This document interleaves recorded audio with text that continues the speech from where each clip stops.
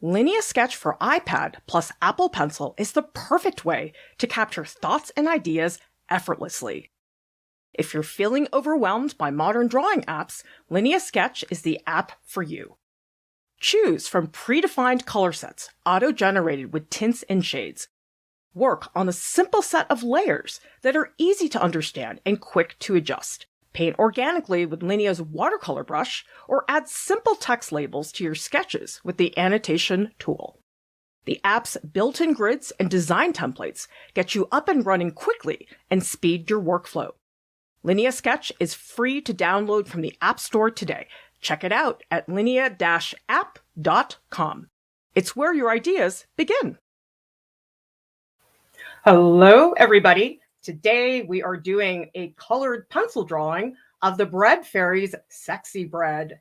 If you would like to grow as an artist and you can't afford an art class, we've got everything you need here at Art Prof: critiques, tutorials, and professional development. Now, what I have done already is a very brief line sketch so that I can dig immediately into blocking in the areas of color. And what I've been doing recently that's been very helpful for a lot of these Bread Fairy drawings is drawing around the subject and trying to block in the shapes that surround it. Because I do think for a lot of people, if you look at a scene like this, I mean, obviously, it's all about the bread and the lingerie that the bread is wearing. And you would think, okay, well, you should draw the bread first because the bread is the main character. But I don't know, there's something about it. When I fill in the background like this around the buns, it just feels faster. I'm sure it's not actually faster, but just in my head, it feels like I'm covering more ground. It's like going from the outside in feels really good sometimes. So if this is something you have never tried before, highly recommend it. It's very unexpected. And I just find because I'm not drawing the subject, I'm just filling in shapes. That's also good because it gets me to just block things in, not stress about, oh, does it look like a bun in 2 minutes? But there's something nice about that, just jumping around the entire space so I don't get too stuck. I think in the beginning of a drawing especially, it's really, really important to be jumping around like that. And this is a technique that for me is really helpful. And I will, of course, be taking breaks to answer any of your questions. And if any of you want to draw along with me, I would love it. Show me your interpretation. What does bread lingerie look like to you? And afterwards, we can meet in the Discord and take a look at what everybody did. So if you want to draw along with me, the link to the reference photo, it's on our free reference photo collection on Flickr. And that link is in the YouTube video description below. And also the links to all of the art supplies I'm using, those are also in the video description below. If you want to know what I'm using, colored pencils I'm using are these Faber-Castell Albrecht Dürer Magnus watercolor pencils. And I really like these because they're extremely wide. So these are the Magnus watercolor pencils, and they're just nice and chunky like those. And then we also have just these regular Albrecht Dürer watercolor pencils. And you can see if I show you the difference, how the Magnus ones, they're so much wider and these are a lot thinner. But I like having both. It's nice to have that range of different widths because then when I want to really dig in a large area, it's very helpful. I don't think I'm going to get to this on the stream today, But this is what I've been doing, is doing a passive colored pencil. And then once that gets beefed up, I'll go in with Caran d'Ache crayons, because the Caran d'Ache crayons can get thicker and the colors do tend to be more vibrant. So I've been really liking this combination. I've been doing it for the past couple of drawings and it's been a lot of fun. In fact, I just posted on Instagram today this drawing that I did with the same technique. And the bread was not wearing any lingerie. It was naked, naked bread. So I was drawing those last night. It's this drawing that's been sitting around for so long. Who here has that? You know, when you have this drawing and you're like, I'm going to do it, I'm going to get to it. And it's like, it's so hard to find the time. And it's always a really dumb reason why I go back and finish it, which is, oh, I can't sleep. Let's put on X-Men Days of Future Past and just finish this freaking drawing. That's the story of how I got that drawing done.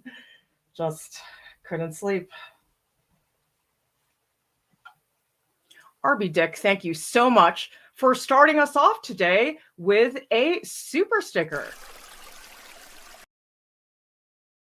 Every single contribution that all of you make is so important to us, because I really, really want us to hit our Patreon goal.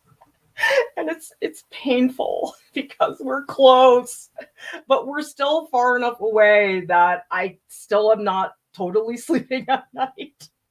So if you want to help my sleep habits, which need a lot of help to begin with, without Art Prof, I already am not a very good sleeper.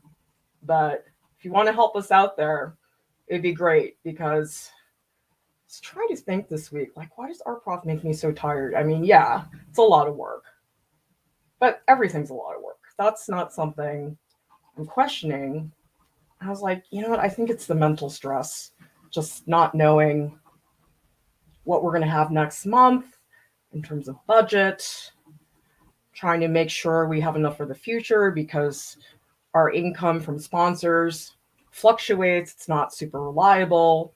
So I'm always worried about that. And I think that just grates on you after a little while. Who's going to draw sexy bread with me? I would really like to know. I would like to see multiple interpretations of what sexy bread looks like to you. Actually, what I should do is this background, which is pretty gray. I don't think it's that dark. Maybe more like a warm gray. It's interesting how, might be hard for some of you to see, but I'm looking at these two grays and I'm seeing this one's just a little bit more warm than this one. And I'm picking the warmer one because of all the cool blues that are in here. So that is one of the reasons why I go for that. Although I think I'm going to draw the pattern in first. That might actually be more helpful for getting me started.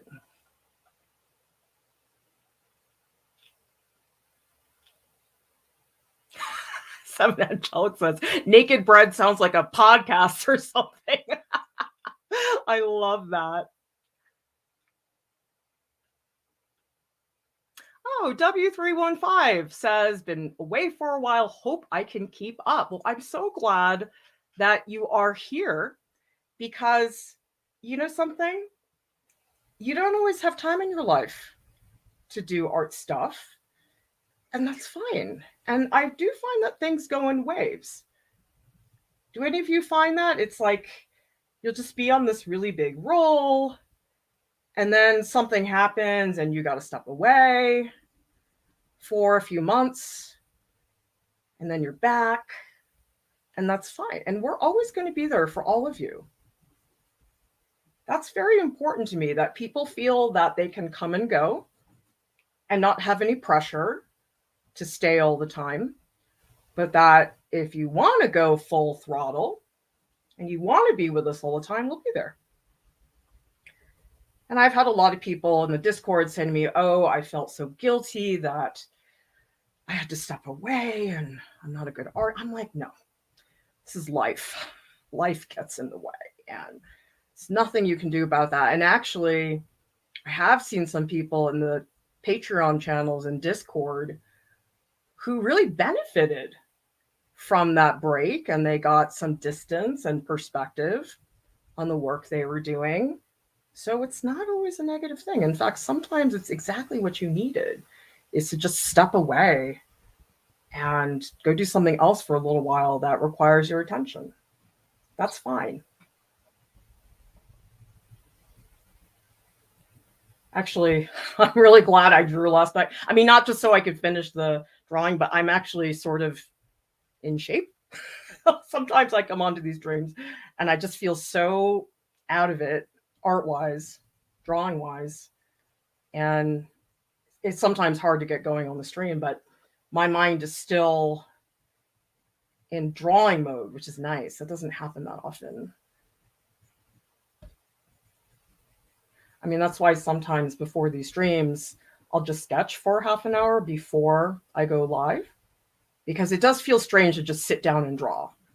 I do think there's that warm-up period that a lot of us need in that circumstance. Oh, this is really annoying. There's like a little dish down here that's getting in the way of me really seeing the pattern. I'm just going to ignore it because you know what? It's not enough in the image that it matters, so I'm just not going to bother. Sometimes it's just not worth it. I mean, sometimes you need stuff like this. And I'll tell you, many years ago, if you'd asked me to tackle something like this, first of all, I wouldn't have done it. Second of all, I wouldn't have drawn any of these patterns. And the Bread Fairy has really made me step it up. I mean, I used to be very afraid of drawing patterns, and I'm not anymore. I'm like, bring it on. So sometimes these things that feel so impossible, you just got to do it a few times, and then you realize, oh, what was I whining about before? So that can be very helpful. All right, let's see what people are saying in the chat. Leslie says, really happy I found Art Prof, so it will keep me motivated and things to draw in between semesters. Oh yeah, we're coming upon school break, and that's a nice time to decompress. But I do know a lot of people get bored after a few days of vacation. I do. That's what I do. I don't know. Maybe the rest of you don't, but I like having something to do. Ginger Cell says, have you given any of these drawings to the Bread Fairy? Has she seen any of these drawings? Oh, yeah. I mean, she's at our house like 3 times a week. So we see her all the time. And I text her pictures. And she has the Oma bread painting hanging in her kitchen. And she did ask me to give her this other soft pastel drawing of her brown Betty teapot. There's a stream of me doing that. And I love giving her the work, because it's so meaningful. It's not just some random picture. It's a picture that really is about her. S Dash says, do you always use black paper for the Bread Fairy drawings? I have lately, not all the time. In fact, I was bouncing around a lot between soft pastels and oil pastels, but lately I've sort of settled into this rhythm, not on purpose. It just happened to work out. And I'm always a little bit hesitant to settle in like that, because I worry that I'm not responding to the subject, because different subjects to me require different materials. Like I did that drawing in soft pastel of the Black Betty teapot, and that drawing really had to be in soft pastel. Like I needed all the mist and atmosphere. That would be very hard to do in colored pencil.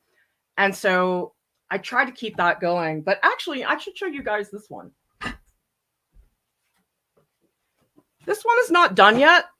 I'm still working on it, but you can see, because it does have so much darkness, this just would have been so tedious to do on a white sheet of paper.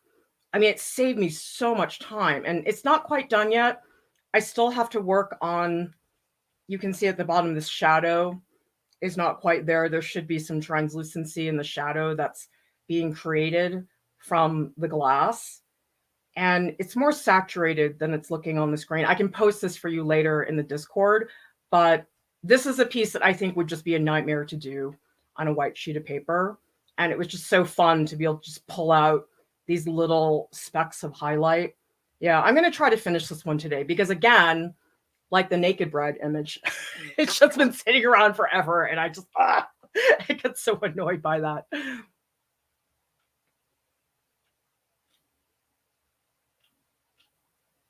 Christy, thank you so much for the super sticker. Keep it coming, everybody, because everything matters.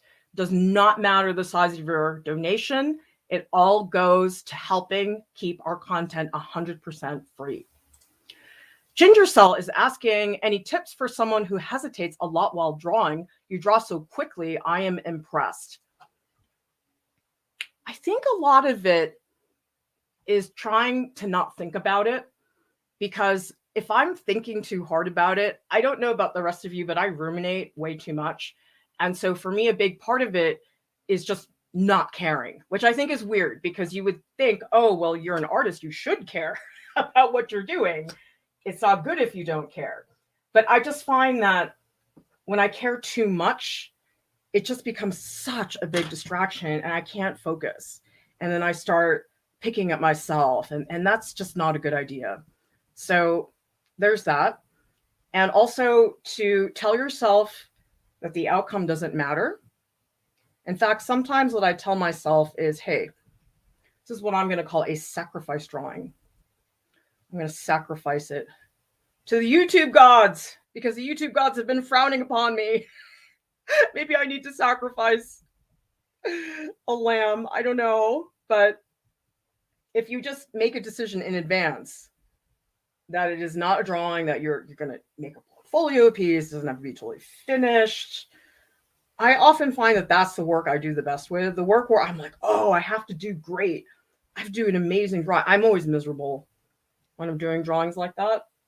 In fact, one of the things that got me to step away from my studio practice for a while was I had these 2 solo shows at the same time, and I had a year to prepare for one of them. So I knew in advance I was going to have this show. And honestly, it ruined the whole experience for me, because I knew that the entire year I was working on those drawings, they were going to the show. And so that was just hovering over me the whole time. And it was not good. It just made making the work so stressful, because it's going to the show, it's got to be good. And I was so burnt out after that experience that I decided after that, you know what? I'm never booking the show before the work is done. That was just such a mistake. And in retrospect, it ruined the whole experience, because I had to be super product oriented. And it just, I think, closed off a lot of opportunities. I think I did a lot of things for the sake of finish and product that probably limited my ability to get other things done and to experiment. So that's what I do with the bread fairy drawings. And actually, being on a stream really helps, because it is hard to draw and talk and read comments at the same time. It is a skill that's taken me some time to work. But in some ways, I like the distraction, because talking to all of you, reading your comments, I can't think that hard about the drawing. There's no way. And in some ways, I'm grateful for that, because it keeps me from nitpicking. Like, I'm not really thinking that hard right now. Although right now, I'm just trying to fill it in. So I think that's a big part of it too, is just being conscious of what it is you're trying to do. And this is sort of the grunt work part. I don't have to think hard about color choices. And a lot of what I'm doing right now is not going to show up later. This is all preliminary stuff. So especially, I think, in the beginning of the drawing, it's easy for me to say, oh, well, none of this is going to show up later, because it's going to get covered by tons and tons of layers.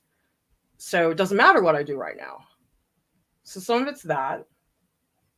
And then hopefully, if I do a decent job on this, it does make it easier for me later on when I am starting to make more of those tougher color decisions.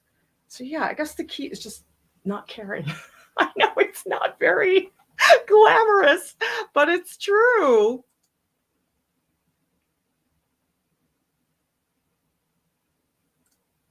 S Dash says, I've seen other bread fairy drawings. When do you add the bread texture? Close to the end? Oh, yeah. When I'm like almost done. When I'm 97% finished, then I add some of those details. People always think that details are it, but they're not.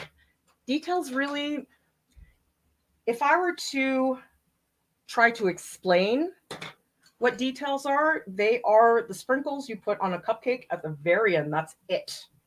They are nothing more than that.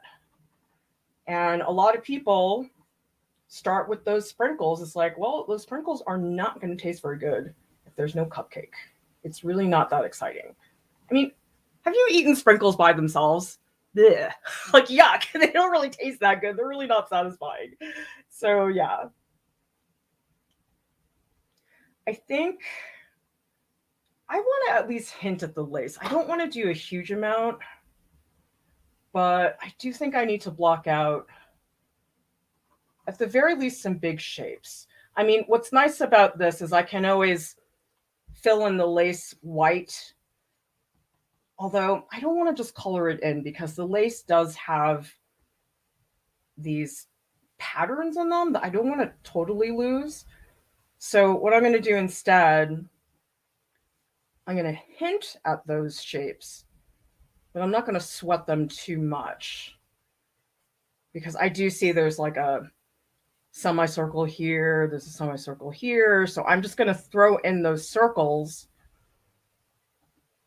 and just know that they're there, but I'm not going to try that hard to fill them in too accurately. Just being loose about things and not stressing. You know, life is stressful enough. I don't need that in my artistic life. All right. Yeah, like here, there's like a pretty solid chunk. I try to look at, okay, what are some of the shapes that stick out more? Like there's a big, oh, I made that too big. There's like a curl. So yeah, I try not to sweat the details or pick it myself because now's not the time. Right now, I just want to fill. I mean, I really do think in terms of our own progress, we are our own worst enemy. How many people here think that you are your own worst critic? I definitely am. I'll show stuff to people. They're like, oh, it's great. And I'm like, no, no, no, no, no. I hate this. I don't like this. I wish this was better. We are much tougher on ourselves than anybody else ever will be. And I don't know that there's a lot we can do about that. But it does help to be part of a supportive community because then you can talk to people and not feel like such a crazy person. And by the way, if you're not in the Discord, you should be. Shame on you for not being in the Discord. It's where all the cool kids hang out. I don't know about you, but I was not cool in high school. So I would be cool right now. This is my time to be a cool person for the first time ever.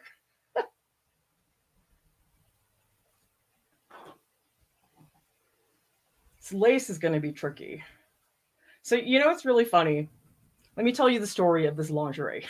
So we had this lingerie showed up at Thanksgiving because the bread fairy made these awesome potato rolls, which are from a really old, very out of date Betty Crocker recipe book. It's so old, it's a binder. It's not even like a book. And I was like, oh, cool. Yeah. Buns. Awesome. Love these. And so she bakes the buns and she's about to put them on the table and she brings up this lacy thing. I'm like, what? Like, I don't know. It's like, I've known her so long, but she never ceases to surprise me.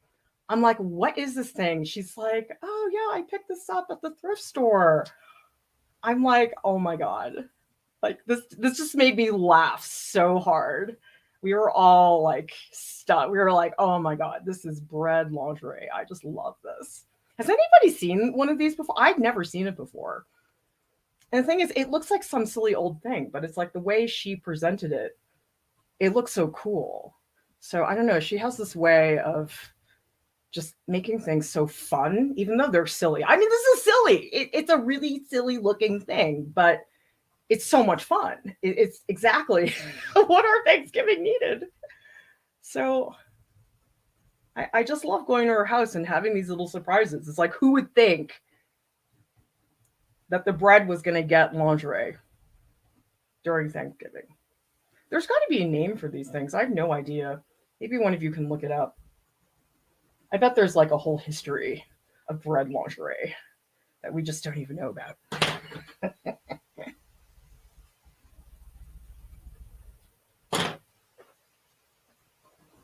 Also, I keep my color choices really, really simple. See, Alex Rowe would be so proud of me. I'm using Naples yellow, but actually, it's because I'm low on white. That's the only reason. It's actually, I probably would do white, but I'm running really low, so I don't want to screw that up.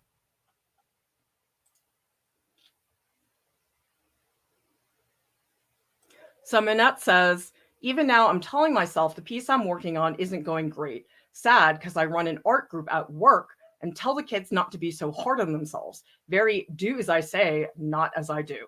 Oh my gosh, Minette, that is story of my life because I go into the Discord and I try to encourage people and give them tips for how to get going. I can't do it myself.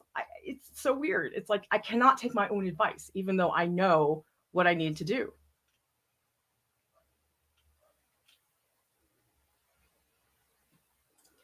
Cheesecake says, I want to try drawing the bread fairy pics, but I always get overwhelmed by the details. There's just so much going on that I get scared. Well, so here's what you do. If we look at this image, a lot of people will look at the lace because they go, oh, wow, the lace, all this stuff. The lace is not really the important thing. So if you try to break it down into big shapes, like here, this shape of blue, this shape of blue, and then we'll do the bungs in a second, but you have to break it down and see past the details. That is not easy. That takes time to train your eye and ignore those details and look at the big shapes, because those details, they're the kiss of death. If you try to do those soon, like I said, you're basically eating cupcake sprinkles out of the container, which who wants to do that?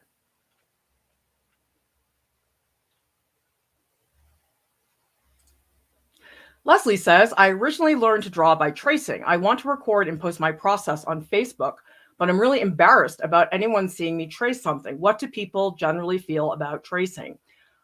I get questions about that a lot where people say, oh, I feel like I'm cheating. And my feeling is that the only true form of cheating as an artist is plagiarism. Okay. Now, people say, oh, I'm cheating because I'm using a projector. I'm cheating because I'm tracing.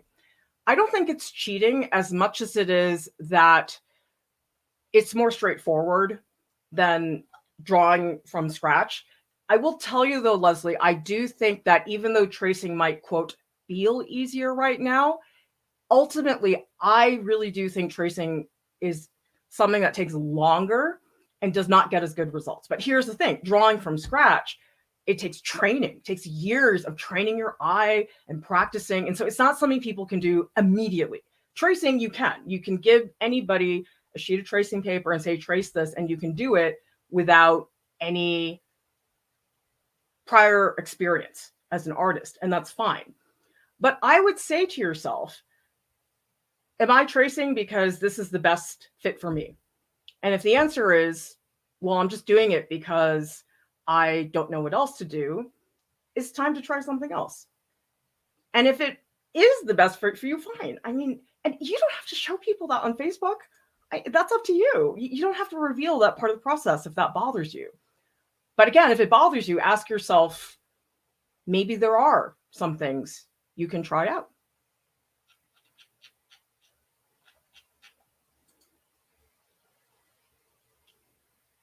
S Dash says, I'm from a farm family. We had a special towel that always wrapped around bread to go in the bread basket. Oh yeah, we have stuff like that too. In fact, the bread fairy has got this whole selection of like napkins, and every single one has a different meaning. I just like really love that. Cheesecake is asking, how do you sharpen your colored pencils? I can show you right now. What I like to do is I use a utility knife. And the way that I do it is I take my thumb and I put my utility knife behind my thumb. And then I take my thumb and I push it up like this. So just a couple shavings at a time. What I find is a lot of people, when they sharpen with a knife, they do this. They go like that. And honestly, that doesn't really look like the safest way. Like if somebody's standing near you, that's not good. But also, you don't have a lot of control because when you're doing this, it's just going in random directions. But with my thumb behind the utility knife, then I can like really carefully control, because especially these colored pencils, they'll break really quickly. I know a lot of people like to use colored pencil like super sharp. I'm not into that. I like the very blunt tip, especially in the beginning when I'm just filling. It's not helpful to have a super sharp pencil. Later on, I might, but not right now.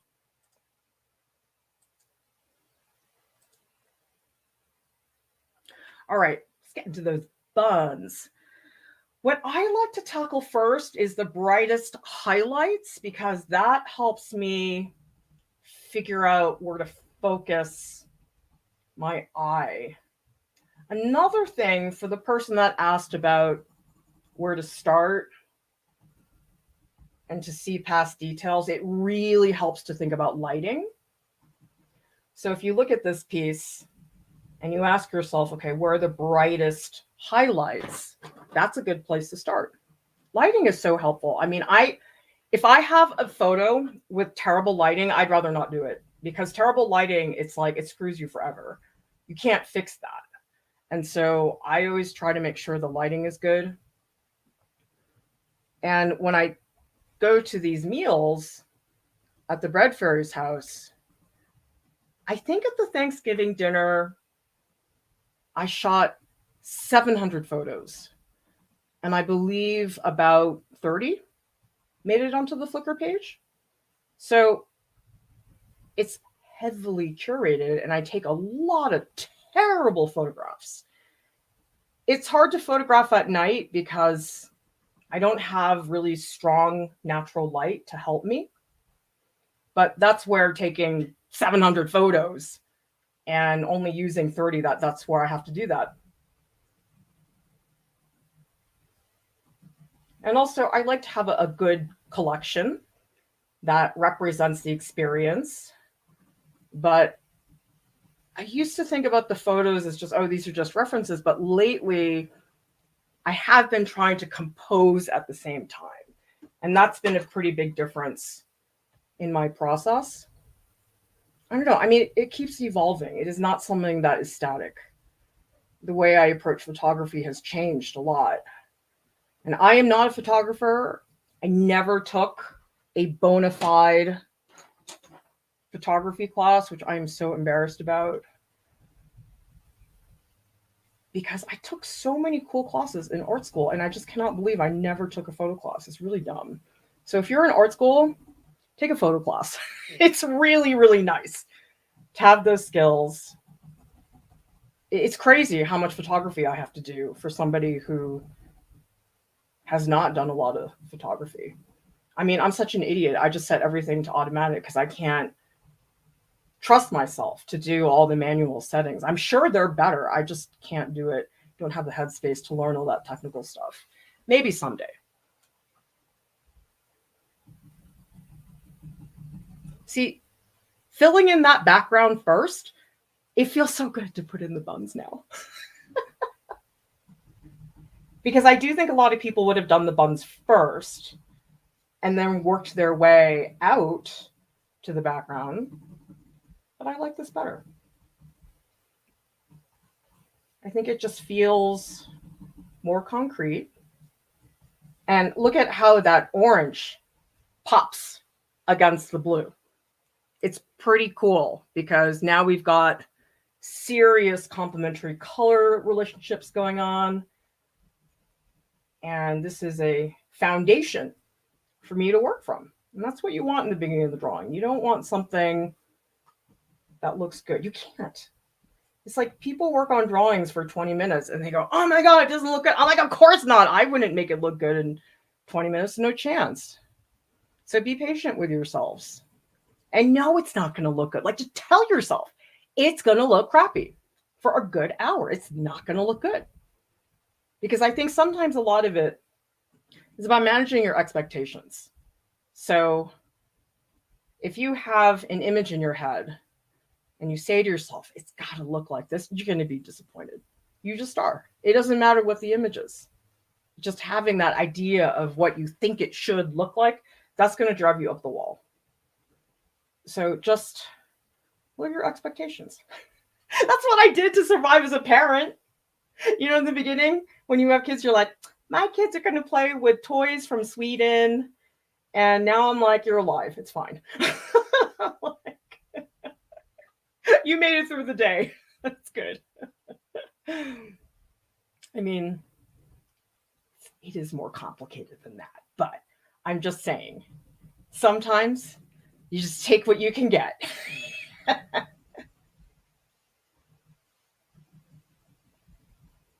And by the way, everybody, we are doing registration right now for our premium tracks in January. And I'm really excited because we are going to be offering 3 tracks in January. They're each 4 weeks long. We are going to be offering character design with me and Jordan. Jordan, me, and Alex, we are going to be offering 2 sections of figure drawing and anatomy. And we also have a premium track for people applying for an MFA. So we'll help you prepare your portfolio, write your statement, give you a sense of how to go about that entire process. And so consider the premium tracks, because I've been very excited about them, because it really makes me feel like I'm back in the classroom. I always imagine that, oh, I'm going to give up all these things because I'm teaching online. But I'll tell you, the premium tracks have replaced a lot of that surprisingly well. And I like committing myself to a group of students for a period of time, because I love hanging out with all of you, but there's a lot of you now. Like, I looked at our Discord server. It's like, oh my God, we have over 7,000 people in our Discord server. Now, granted, not everybody is active all the time, but that's a lot of people. And I just cannot, I don't have the capacity to invest time like that into 7,000 people. But in a premium track where we've limited the number of students to 6 people, I do really get to know you. And I do end the semester feeling like I understand people as if they were my student enrolled in a RISD class. It's really impressive. Like, I did not think that was going to be the case. I was very, very surprised. I always thought it would be a compromise, but actually there's some really cool things about the premium tracks that I didn't anticipate. And the first one is that we have now an extraordinary documentation of people's progress, because people have to upload every week to get critiques for the voice sessions. And I have never seen that level of documentation ever at RISD and the Discord. It's really great. And also the fact that everybody's working on the same prompt, it's just a lot more focused, because we do have the Patreon channels in Discord for $20 a month. If you join that group, you get closer access to the staff. It's a smaller group, and so you get more attention, you get access to voice sessions. And I love those, but they are pretty fragmented because there's no curriculum. People aren't doing the same assignment. And so the voice sessions is very much like drop in and talk about whatever, which is fun. It's very casual. But for people who want more focused study, the premium tracks are a really good option, because nothing substitutes that like group experience where you're all working together, you're inspiring each other. It's so much fun. So if you want more guidance, more structured learning, check out those premium tracks, because I think they're going to be really fun. Plus, I haven't taught anatomy in forever. can't remember the last time I taught an anatomy class, because I did teach anatomy when I was in the Ritzy illustration department. But the thing is, when I did, I was subbing for somebody. It wasn't like my elective. And so I never felt like I got to be that invested with it. So this is my chance to really make that happen. And by the way, if you cannot afford to take a premium track, you can access the curriculum for the tracks for free. So just go to artprof.org and find the track section, and you can do the track by yourself. And you can hang out with other people doing it on their own in the Discord in Art Prof tracks. So there's many options. Premium track gives you staff access, prompt support and feedback. But again, I know not everybody can afford that, which is why we made the curriculum free. So hopefully that helps some of you. And we've seen a whole bunch of people have finished the drawing basics track. I think somebody just finished the painting track, and they're going to have a video feature pretty soon. So I'm excited. It's really satisfying to see people in both situations. And I think that's unusual. I don't know that I have seen online classes that make the curriculum available. I think most of it is just 100% behind a paywall. I mean, I get why. We have a terrible business model here. It's not good for making money, but it is good for giving people access.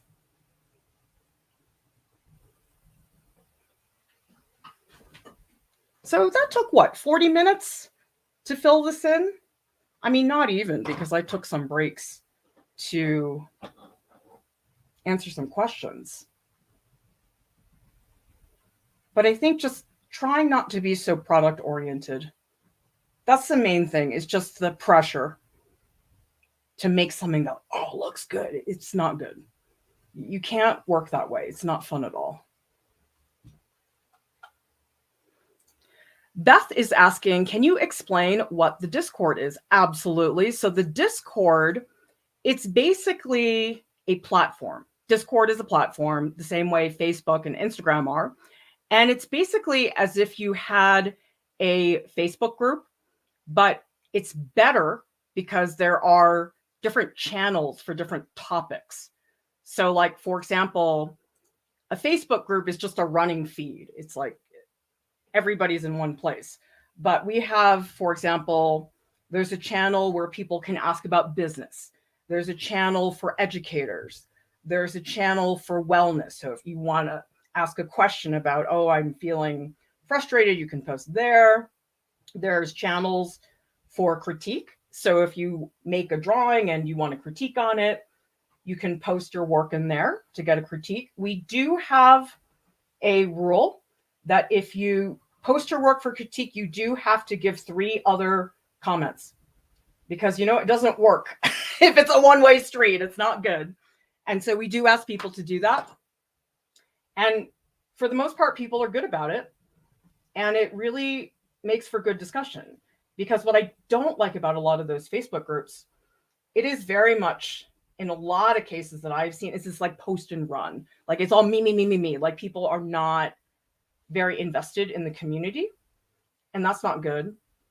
But you'll see people who are in the Discord are invested in the community. And actually, if you're in the Discord, maybe some of you could tell Beth what you like about the Discord.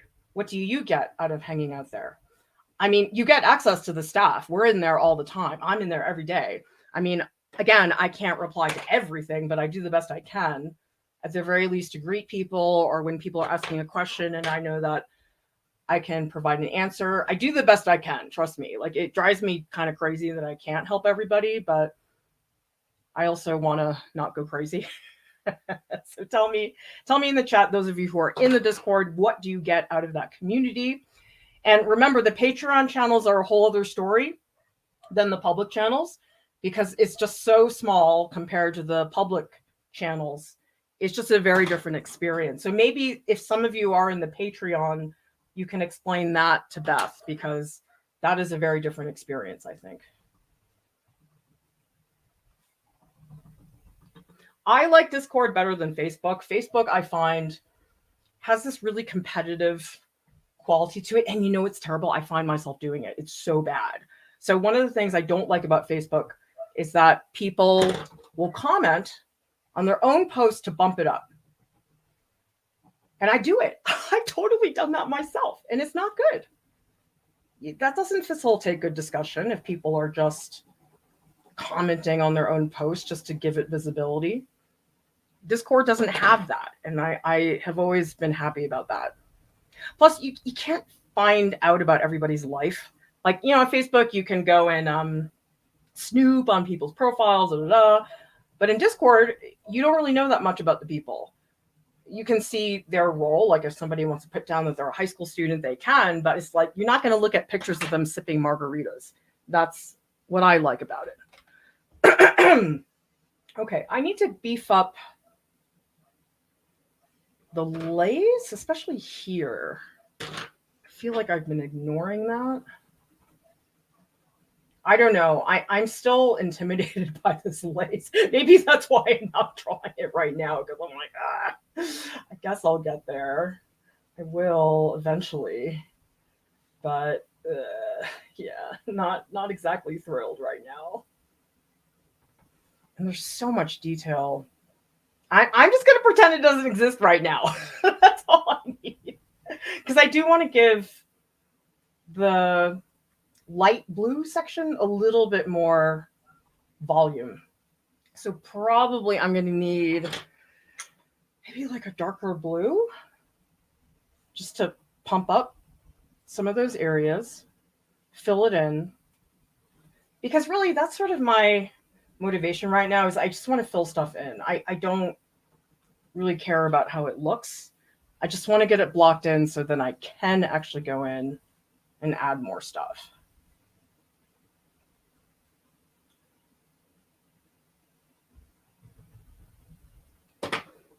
Oh, speaking of Discord, you know what else I really like about Discord? The search function is so much better than Facebook, because I am still in a couple of Facebook groups just because, and I cannot tell you how many times there's a post. Somebody posted this, I can't find it, and Discord makes it so easy. I mean, you can search for a certain person in a channel that posted a specific type of link or an image or an attachment. It's great. It's so easy for me to find stuff. I can find it in like seconds. Whereas on Facebook, it's like, I don't know, every time I use the search function, something would always go wrong. Like it would never give me the stuff I was looking for, and it's just endlessly frustrating.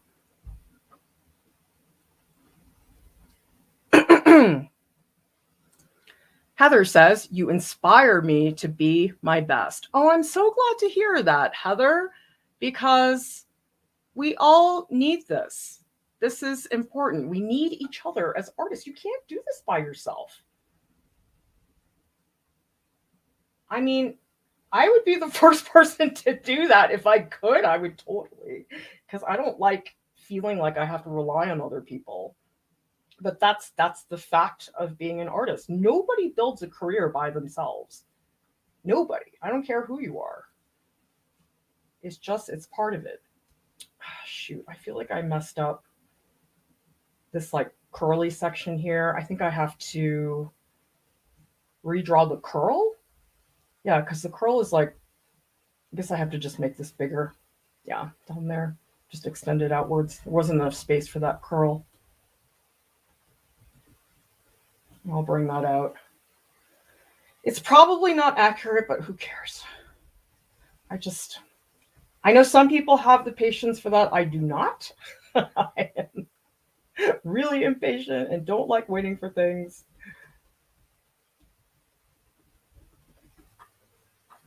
All right, so that gets everything blocked in. I'm thinking what I might do now is just add some white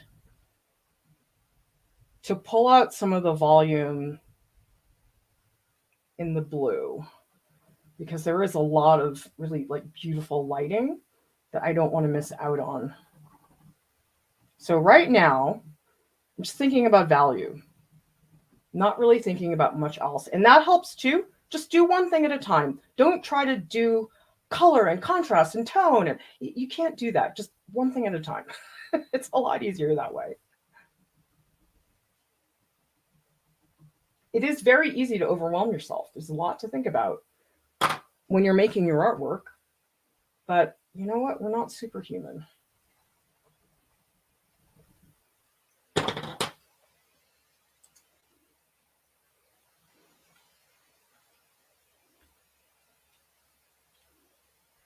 Bleepkin says, Discord is amazing, very supportive and helpful people. I don't talk a lot, but I love seeing the interactions, and people are always kind when I did post or ask something. Cheesecake says, you get to be the coolest kid if you're in the Discord. Yep. And the other thing I will say too, if any of you are feeling intimidated about the Discord, we have wonderful moderators. Oh my God. I love our moderators. And we could not run the Discord without our moderators, because they're the reason why the Discord is not just a total crap storm of chaos. Because they are great. They jump in when people have a question, they don't know where to post, and they alert us to different situations that pop up, because stuff inevitably comes up. People troll, or people come in and they're mean or inappropriate. And so we deal with it and we boot people out if they're jerks. So it's something that's very important to us. It takes a lot of time and effort. And I am so appreciative of that. And that's why the Discord is a safe place. It's because of the mods. It's not for any other reason. If they weren't there, it would be insane. It would be like every other crazy place on the internet, which, ugh. I mean, some of the stuff you read about the way people behave online, it's really scary. So I am extremely grateful to have the mods that we have, because they make it possible for us to have that space. I mean, I always wonder how my life would have been different if I had had a space like that when I was in high school, because, oh, I sure needed it. I would have loved for somebody who was an artist, who wasn't a dead white guy in an art history book, to connect with, because I grew up without the internet, and whoever was at your high school, that was it. You didn't have a lot of choices. It was really hard to connect to people artistically. You just didn't have a lot of options.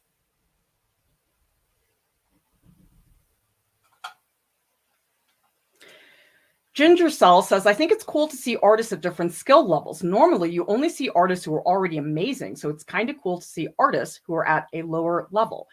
Just people, different levels of experience. I mean, we oftentimes have people that come into the Discord and they say, oh, I feel so behind because I am fairly new to art. Or a lot of times people say, oh, well, I'm retired. I finally have time to do my work. But I feel really behind because there are all these kids who are a third my age and they can all draw better than me. And I'm like, who cares? Are you having fun? That's all that matters, right? And there's no such thing as being behind. I mean, I knew people I went to art school with who I was like, oh man, they're going to be a superstar. That person is amazing. And some of them are not making art anymore. And that's fine. I'm not judging anybody for that. I'm just saying that, quote, good skill, bad skill, it's all totally subjective. And what people choose to do with it, that's their deal. Boy, I think I'm going to regret not working on the lace. I'm just going to I'll get there. I will. I'll get there eventually, right? Sort of in denial right now. That's okay. And it is fun to draw these buns in a different context, because the naked buns, they're on my Instagram. I just posted it this morning. The naked buns, they had just come out of the oven. And so they're sitting on just a sheet of parchment paper on a rack. And it's very different when they're here wearing lingerie. It still makes me laugh. I'm like, who thought this was... What goes through your head that you go, I want to make this lacy thing where I can place, but who thinks of this? Like, I don't know. Human race amazes me that people have time to think about things like this. I just think it's so cool. All right, you know what? The procrastination is over. I'm realizing I have to do something because I'm missing one of the essential characteristics. So what I'm going to do for the lace, I'm not going to sweat it that much because, you know something, as much as colored pencil, people look at it and they think, oh, it's so permanent. It's not. Like, I really can go in and do this and I can get rid of it and I can bring it back, especially with the Caran d'Ache crayons. I can put down something that's black here and I can totally put that white crayon on top and it'll be fine. So there's more flexibility with this technique than you think, which is nice. So I'm going to stop procrastinating and I'm going to start showing the stupid phone. Come on. Come on. It's not maximizing. Okay, well, maybe it's good it's not maximizing because I need to keep an eye on the big shapes and not get too sucked in with what's going on. So I guess what I'm doing, I just want to show a couple dots just so it's obvious that there's some sort of pattern here. And then I'll go back and I'll fix it. But for now, I'm not going to try that hard. That's another thing is I think a lot of these materials, they're more flexible than people think they are. Like a lot of people think colored pencil is extremely permanent. It's not. There's a lot you can do. I mean, that's one of the reasons I have the Caran d'Ache crayon is because it does give me a level of flexibility that the colored pencil it can't do by itself. So that's another reason for mixed media is sometimes you can get the material to do things in conjunction with another material. And then it's like you sort of get the best of both worlds, which is really nice.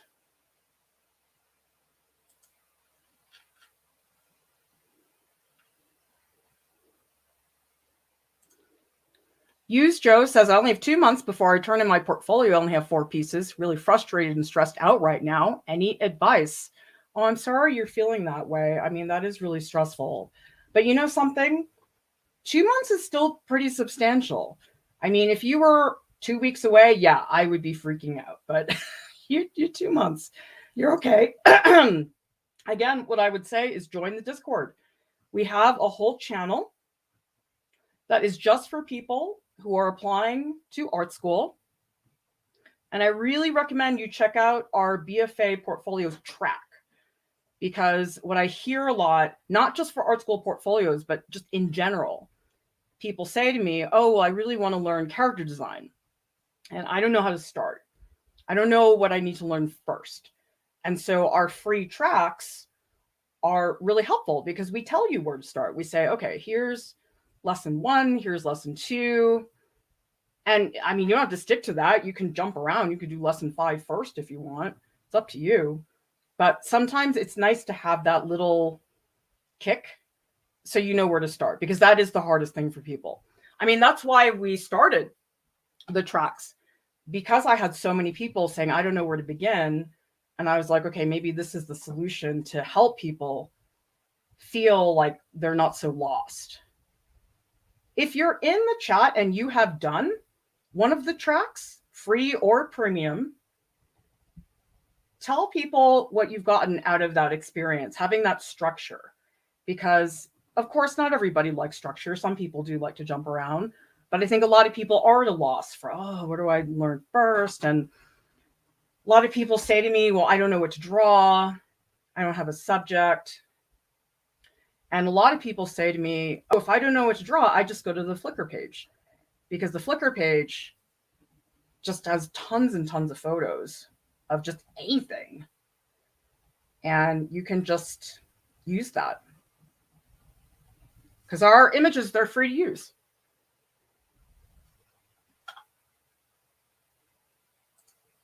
C. Cantrell says, I can see how you are blurring and blending the edges between 2 colors with a third. That is so well said. I didn't even know I was doing that. I guess that's what I do. Yeah. it's funny. There's so many things you just do without even thinking. And then somebody points it out and you're like, oh yeah, I guess I do. It's helpful actually. I mean, that's what's fun about working with a group of people. Like if you weren't here to tell me that, sea control, I would never have noticed. And I'm always looking for new ways to explain exactly what it is I'm doing. And that kind of perspective is very valuable. So thank you.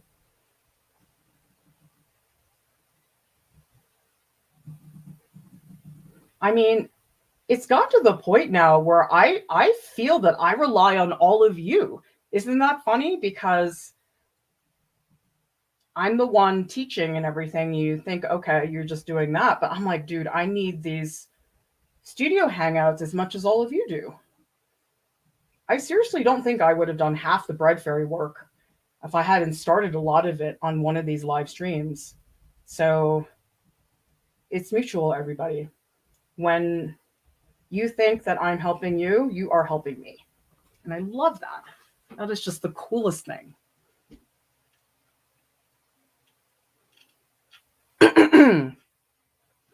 So Sarah says, the track really did help me structure where I could work.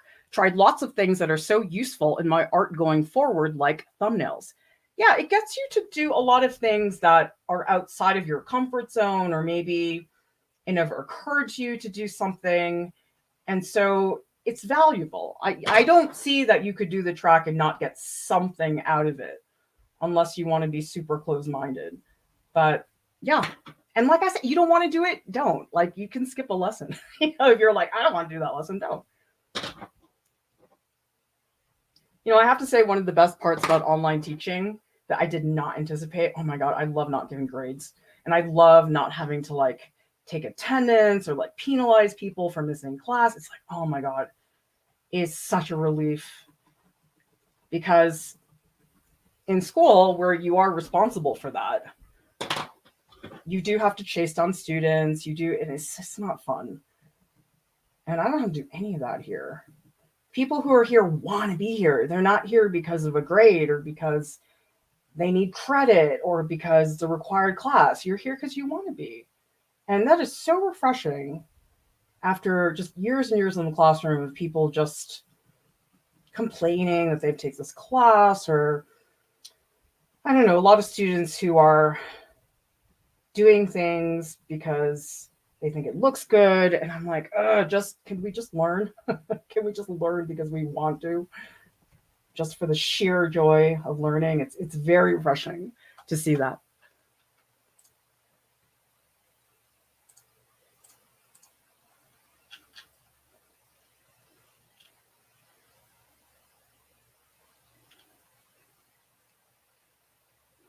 Cheesecake says, I'm drawing along. I didn't know this is fun. I disliked colored pencil before because I had the heavy hand. I have a heavy hand, okay? Excuse me. I am not a very delicate artist. I'm a cave woman. And I think it's just that colored pencil, it has a reputation for being hyper detailed, very tight, rendered, realistic looking drawings, which is fine. I mean, if you want to draw that way, that's fine, but that's not how I want to draw. And I know it wasn't until I realized, oh, you don't need to do that, that I was like, oh, I kind of like this. So yeah, it's like every material, it's almost like there's a stereotype of what people expect it to look like. Like you think about charcoal, people expect a charcoal drawing to look a certain way. But just because people expect that doesn't mean you have to do that. And so you have to find your way of using the material in a way that works for you. I'll tell you, I am shocked that I'm using colored pencil and having a good time. I never liked it before. I always thought it was just slow and kind of boring. And I don't know, it just ended up being a really good fit for the images that I'm doing. So yeah, it's just all about finding the right fit.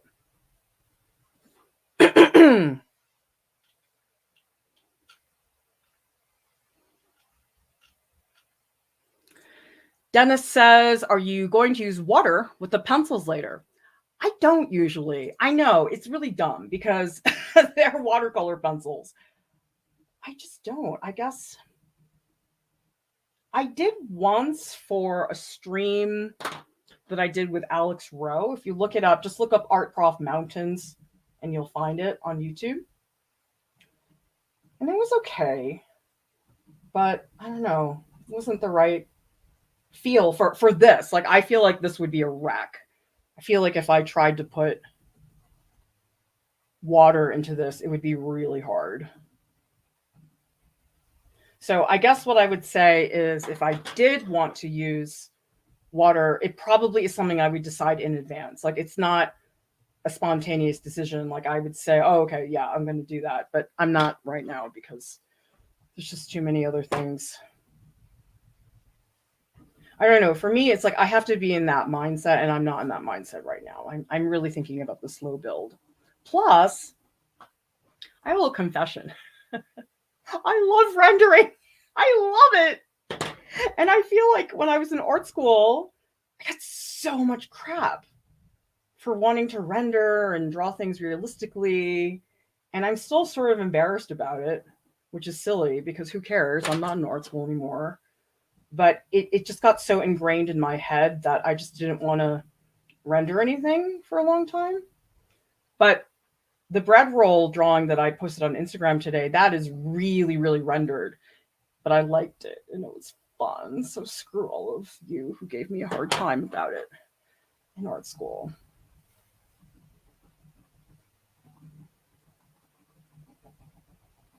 So what I'm doing now is I'm starting to layer colors over each other. One thing about yellow that I think is important to note, it is a very transparent color. So if I take yellow and I put yellow on straight black paper, in fact, I could probably show you that on the back. Like if I did this, you can see it's not really that substantial. So if I want the yellow to have real substance, I have to have like white or something opaque or like brown. I'm putting sort of this yellow tint over the brown. So there are colors like that where you really can't do them by themselves. Like they really have to be supported by other colors. And what I do try to do, I do this in painting too. Anywhere where it's light, like a bright white or yellow, I try to build up more pigment. Whereas when it's a dark color, I don't do it as much. I can keep it pretty thin. And actually, there's a lot of areas in a lot of my paintings where things are pretty dark and it is barely a layer. There's almost nothing there. So that's another thing is you can vary the intensity and layering of each area. And that can be really fun. That's another thing. I think sometimes people think that, oh, it's got to be the same layer everywhere. But you know what? There's areas here where I'm probably barely going to touch it. Like actually this drawing that I was showing people earlier, there's no colored pencil up here. This is all naked black paper. There's a little bit here and a little bit there. And there's a light pass, but this is very thin. I mean, I'm like barely touching paper. And then if you look at the rosemary sorbet, this is very thick. This is me like pressing down as hard as I can, multiple layers of crayon and colored pencil. And so you'll see there's a real range here. Not everything is rendered to the same level. If I look at this, this is like barely sketched in. This is very bright. Down here, this is pretty heavy. And then you can see I laid off a little bit. So think about the texture and the weight, like how much are you rendering and how little are you rendering? See, like over here, this looks very thin to me because I have not put any yellow on top. So now when I put the yellow on top, it gains a certain degree of depth that I didn't have before. Like I'm a big layering fan. I think layering is super fun. Because you know something, a color like this, so this is like super bright cadmium red, by itself wouldn't look that great. But the thing is, I'm going to put it here and it's going to be like a little red tint. And I can do the same thing here, where it's not that dramatic. And it's just a little tint of red on top. This needs yellow too. This is like way too pale. Jeez. So yeah, I'll do another yellow pass on top. See if I can get that, because this is it's looking a little pasty. The Naples yellow color I had is starting to look a little green, and so this yellow is going to help perk that up quite a bit.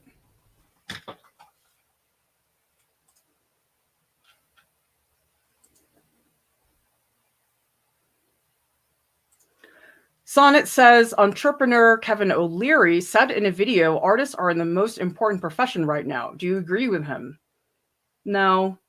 I don't think you can rank professions as far as importance goes. I mean, to a certain degree, I sort of feel like what I do is sort of frivolous when you think about people who are doctors and emergency workers. And I'm like, dude, what I do is not even in the same category. I think artists have always been important. I don't think they're ever not important. And I just don't think that we need hyperbole, because things are never that straightforward. I mean, I think being an artist is different now. I think the playing field has been leveled tremendously, and I think it will continue to be doing that as social media continues to influence the way people start their careers. But yeah, you don't really know. Cheesecake is asking, what does rendering mean? I'm confused because people here use it for when they are posting and add some flair to the post. Yeah, so rendering is basically blending. So do you see how in here you can see my brush strokes? You can see my pencil strokes. You can see it's messy, and you can see where I'm going back and forth. Okay, so that's not very rendered because it's very coarse looking. This is starting to get more rendered because it's starting to get a lot smoother. There's more layers on it. That's my definition. Maybe other people define it differently. So if I show you this is very heavily rendered. Like this is just me like blending, like just going in and doing this over and over and over again. It takes a while. It's very tedious, but I like it. I don't know. I find it very meditative. Like I had a therapist once who was like, yeah, you don't need to meditate. She knew that I was just too big of a spaz to be able to do that. But rendering I can do for sure. So that's what I mean when I say rendering is just this blending, smoothing things out.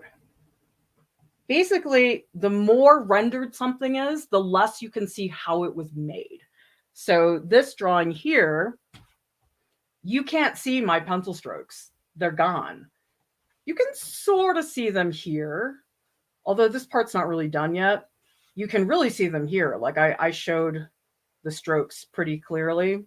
So that's always something I'm thinking about is, okay, well, how much do I want to reveal about how I drew this? And it's an aesthetic choice. One is not better than the other. So just keep that in mind. Because one of the negative things I do think exists on the internet for artists is this is right, that's wrong. You can't draw like that.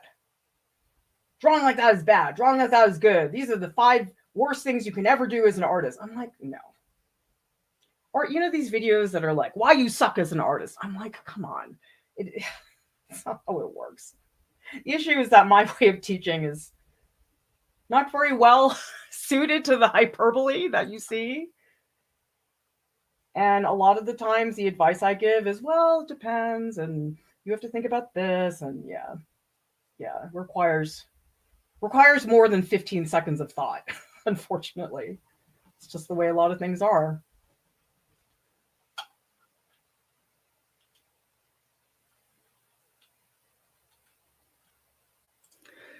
Lady says, do you have any advice on getting back into making art? I feel like creating personal work doesn't resonate as much with the imagery that I create. I don't know how to rebuild a new visual language. What I would recommend, lady, start some type of routine. Have it be a routine where you just develop a sketchbook practice. Because I think when people start a new practice, like let's say you haven't been doing it and you want to start up again, I think the hard part is just doing it. That's the hardest part. I know that sounds silly, but it's true. Just starting is the hard part. Once you're drawing, a lot of people get into it, myself included. I mean, I was on a hangout here on YouTube a little ways back, and I remember I was in such a crappy mood and I did not want to draw. But then once I started drawing and I was like talking to Deep D, and I think it was Alex, and afterwards I was like, hey, I had a good time. And if I hadn't had that studio hangout, I would not have drawn. Trust me, I was not in the mood. And so having a routine, like you could say, okay, I'm going to draw every day for 15 minutes during my lunch break. That is my time. I mean, that's one of the prompts for the drawing track is just draw 10 minutes every day in your sketchbook, because it's just 10 minutes. It doesn't have to be like a big commitment. People sometimes feel overwhelmed because they're like, oh, I need to start a big project. I'm like, no, just draw for 10 minutes a day. Do that. Hang out with us in the Discord. And you can show us your work. We can hold you accountable. If you want us to, that is. We don't have to do that for sure. But that might be a good thing.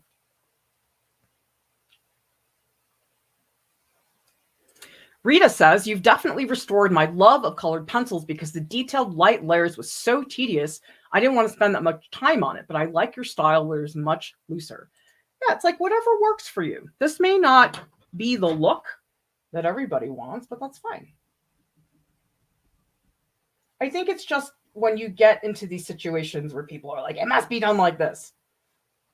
I forget who it was, but somebody came to the Discord and they said they'd been hanging out in this Facebook group where people were like, everything you do has to be 100% finished.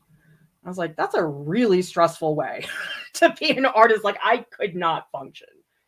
If somebody told me that, I'd be like, see ya. And I guess they had been frustrated with that and feeling inadequate because they were not finishing everything like a normal person. And then they stumbled upon us, and I was like, screw that. You know, if those people want to live that way, fine, but you don't have to. There's a lot of not so hot artist communities out there. In fact, if anybody has a story, let us know. Because, yeah, I've heard some not nice stories about people in other servers or other places where they're just not very accepting of a lot of different types of people, which is not good. I feel like I need to come back to this. This is getting very fragmented. Maybe I'll just do like a glaze. I don't want it to be so blue. Okay, so I have complementary colors. I've got orange here and I got blue here. If I squint at the photo, I think this tablecloth pattern is a little bit more purple. So I think what I'm going to do is get like a lightish purple. I'm just going to do like a glaze of purple over this whole thing. That's going to do two things for me. It's going to bring this together so the pattern is not so blunt. I mean, that was fine in the beginning. That's what I wanted. But now I need to get this tablecloth to feel a little bit more cohesive. So this is almost like if you were doing a digital drawing, just adding like a thin layer of purple over this entire section. And so that's going to get this to group better. Because ultimately, despite the pattern, the table is a flat surface. So I can't let it look so bumpy. And this is my way of putting that together. And the purple color lets me distinguish the tabletop from what's happening up here. So this is my little glaze that's going on top.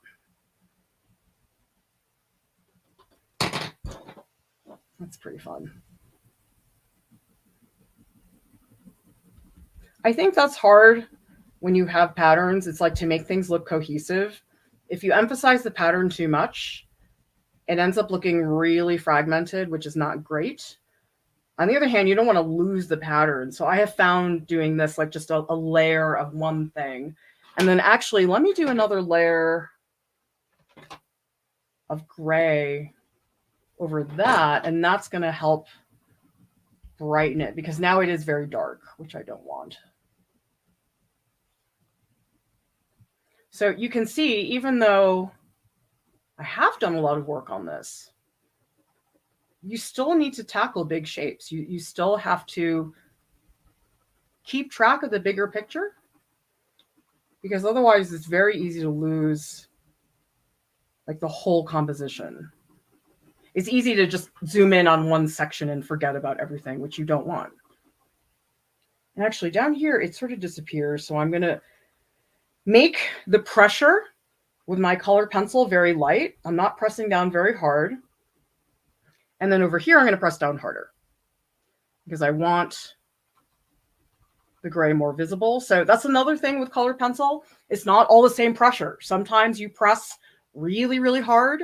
Other times you are barely touching the paper. And I think that does allow for a lot more variation than if you just go on automatic pilot. You're not really thinking about that physical pressure. Like I remember when I was doing this drawing, I pressed so hard. Like I like with the crayon as hard as that, because I wanted this white to be like so bright. And if I didn't press hard, I would not get that depth of color. So if anybody here, if you want to work with colored pencil, that's one of my biggest tips, is just really be conscious of how hard you're pressing and consider that as you build your piece. Bring this edge of the plate back. All right, feeling a little better about this pattern. I mean, probably what I need to do is come back and redo the pattern, and that's fine. A lot of art is like that. It's like you put it back, you take it away. You put it back, you take it away, and that's fine. You have to sometimes lose things in the process in order to get other things to come back. So it's almost like this pendulum that swings back and forth that you have to stay conscious of.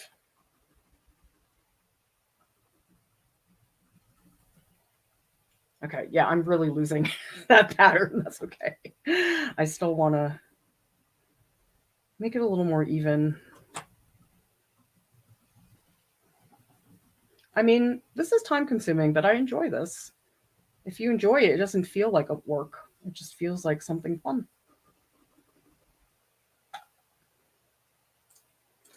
Brian says, how would you suggest I start a YouTube art channel? Oh boy, we could talk about that for a while. My biggest tip, Brian, make a lot of terrible videos. I think that you don't really get a sense of how to do YouTube until you've made at least 100 videos. It's that challenging. And a lot of people, oftentimes they wait to start a channel because they're like, oh, I want to wait until I get better at editing, or I need to gain this goal. Don't do it. Just start. Just make really, really bad videos. We did. There's plenty on our channel. If you go back and you watch our early videos, oh gosh, they're so cringy. I cannot stand it. I mean, I keep them there because I know some people find it entertaining, but also it's just a sign of our progress. We've come so far from where we started, and I'm very proud of that. So I want to keep that there so people can see the growth. But yeah, that's the mistake I see people doing, is that they're not willing to put themselves out there. Like they want to wait until they think they're, quote, ready, whatever that means. It doesn't really mean anything. So don't wait. Just put it out there. I mean, Jordan McCracken Foster, who's a teaching artist here, he just started a YouTube channel, and he told me he hasn't had his channel for that long, but he's like, yeah, there's already stuff I've learned that I totally am starting to apply now. And so it's an ongoing process. Being on YouTube is not static. You have to constantly evolve with the platform. And I would also say, if you want a channel to make money, don't. You'll make money doing. If you want to get paid 0.25 cents an hour, it's a good idea. But Yeah. Like when people tell me, they're like, I want to make extra cash, I'm going to start a YouTube channel. I'm like, don't. That is like, no, no, no, no. I don't even want to do the math. Okay. I don't want to know how much time I invest for the amount we get in revenue. It's just pitiful. Which is why the Patreon is so important, because we can't live on the YouTube revenue. It's just too small.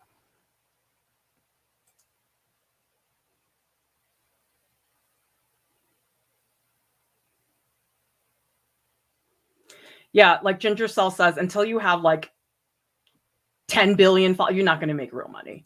I mean, people look at our stuff and they go, oh my God, you have over 100,000 subs. You must be. I'm like, nope.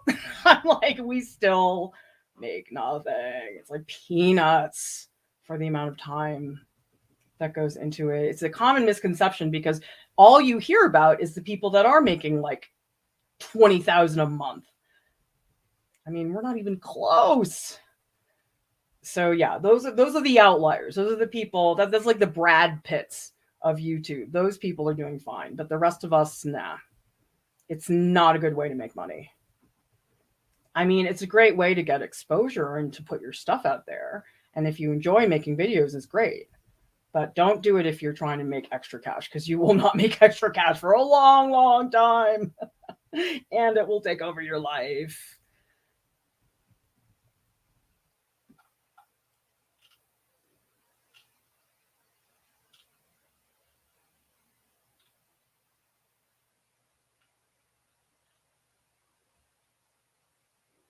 Bleepkin says, start small and do an art dare. It's great to clear your head and start fresh. Yeah, do our monthly art dares. They're really, really fun. They're a way to just try something different you wouldn't ordinarily do. And we have a channel in the Discord for people who are doing the art dare. You can see what other people are doing. You can ask questions. I mean, it's not fun to be an artist and do everything by yourself. I mean, I go stir crazy after a while. People are always like, oh, wouldn't it be great if you could just quit everything and just make art and do nothing else? I'm like, no, I would hate it. I need to get outside of myself and communicate with other people, because if I don't, I go crazy.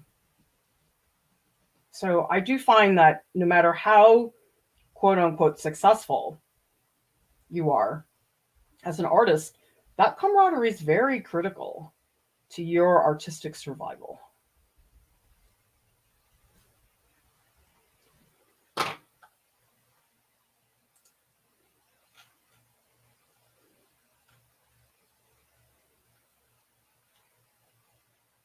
Leslie says, so showing videos with some of my tracing would be okay for crap videos on my YouTube channel. Anything. I mean, crap is however you want to think about it. Sometimes it's like people are not super experienced with editing, so maybe their editing is not good, or maybe the pacing is not well. I mean, it doesn't matter. You're only going to get better by learning. And it took me years to get to a point where I wasn't making videos that are just horribly cringy. I mean, I don't think what we're doing is perfect by any means, and we're always trying to improve, but we definitely hit a certain standard where it's like, oh, Gus, this is not as humiliating as it used to be. W89 says, how do you know which direction the stroke should be? The more important thing is that the strokes are not always going in the same direction. For me, maybe some people are doing that on purpose, but you'll notice when I sketch, I don't just go up and down the whole time, okay? Because if I do that, things are going to get boring really fast. So what I usually do is if I'm adding orange here, like maybe I can add, what do I need up there? Maybe some more brown. If I add some brown up here, look at how I change directions. I rarely do one direction longer than another. Sometimes I follow the form. So for example, here, this starts light blue down here, and then it slowly gradates into this darker blue. So, I mean, sometimes if I'm drawing a human figure and there's like a muscle that's going in a specific direction, I might do that. But I think the key is just variation, making sure you're not always doing the same thing.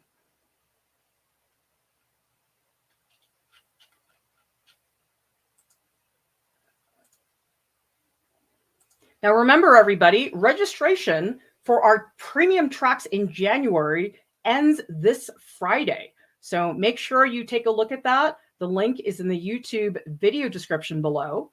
And I will be in the Art Prof Discord in about a minute, hanging out in the post live streams channel. I hope you will come there and share with me anything that you drew during this live stream.